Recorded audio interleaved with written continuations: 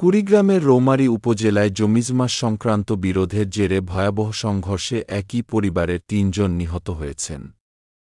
এ ঘটনায় আহত হয়েছেন অন্তত ১১ জন। সংঘর্ষে জড়িত থাকার অভিযোগে একজনকে আটক করেছে পুলিশ। জানা গেছে, বৃহস্পতিবার ২৪ জুলাই দুপুরে উপজেলার রৌমারী সদর ইউনিয়নের সীমান্তবর্তী ভুন্দুরচর গ্রামে এই মর্মান্তিক সংঘর্ষের ঘটনা ঘটে। নিহতরা হলেন মৃত গোলাম শহীদের ছেলে ফুলবাবু, বুলু মিয়া এবং তাদের ভাই আনোয়ার হোসেনের ছেলে নুরুল আমিন। তারা সবাই একই পরিবারের সদস্য। নিহতের লাশ ময়নাতদন্তের জন্য কুড়িগ্রাম সদর হাসপাতালে নেওয়া হয়েছে। এ ব্যাপারে রৌমারী থানার ভারপ্রাপ্ত কর্মকর্তা ওসি লুৎফুর রহমান জানান, সংঘর্ষের ঘটনায় একজনকে আটক করা হয়েছে। এলাকায় অতিরিক্ত পুলিশ মোতায়েন করা হয়েছে এবং তদন্ত চলছে। ভিডিও পাঠিয়েছেন রুহুল আমিন রুকু, জেলা প্রতিনিধি, কুড়িগ্রাম।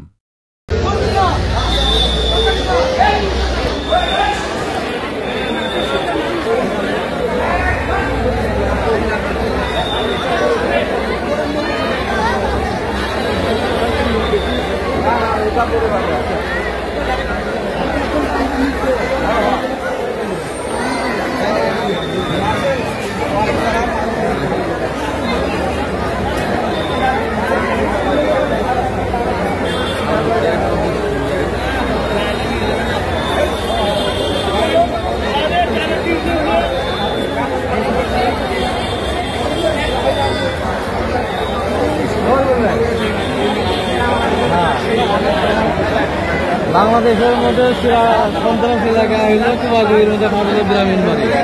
এই ব্রাহ্মণবাড়ি বন্ধুকে কাছে আসতে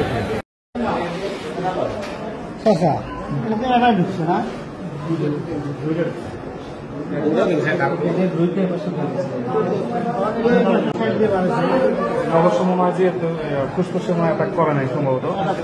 মাংস বেশি তো মাংস